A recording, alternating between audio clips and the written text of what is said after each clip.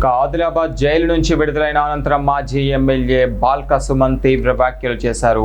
16 రోజులు జైల్లో పెట్టారు కదా, రేవంత్ రెడ్డికి వివేక్ వెంకటస్వామికి కళ్ళు చల్లబడ్డాయా అని ప్రశ్నించారు. బాల్క సుమన్ మాట్లాడారు. అయితే తనకు మొన్ననే బెయిల్ రావాల్సి ఉన్నప్పటికీ ప్రభుత్వ పెద్దల ఒత్తిడితోనే కేసును 5వ తేదీకి వాయిదా వేశారని ఆరోపించారు.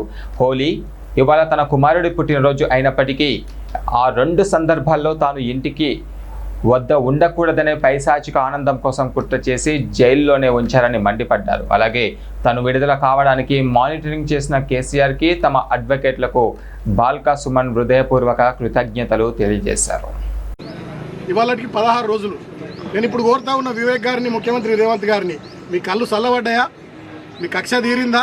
మీ కడుపు మంట చల్లారిందా? నన్ను జైల్లో పెట్టిరుగా 16 రోజులు. ఇంకా దుర్మార్గం ఏంటంటే నాకు మొన్ననే బెయిల్ రావాలి. మంచిర్యాల కోర్టు వచ్చింది, హైదరాబాద్ కోర్టు వచ్చింది, చెన్నూరు కోర్టులో నాకు బెయిల్ రావాలి.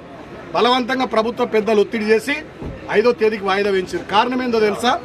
నిన్న హోలీ, ఇవాళ నా చిన్న కొడుకు పుట్టినరోజు.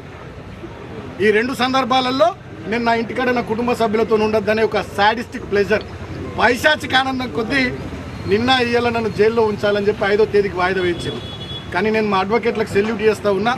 మా కేసీఆర్ గారు ఎప్పటికప్పుడు మానిటర్ చేసి వారికి కూడా కృతజ్ఞతలు. మా అడ్వకేట్లు మంచిర్యాలలో కానీ, చెన్నూరులో కానీ, హైదరాబాద్లో కానీ మాకు బెయిల్ రావడానికి వాళ్ళు బాగా కృషి చేసి వాళ్ళకు హృదయపూర్వకంగా కృతజ్ఞతలు.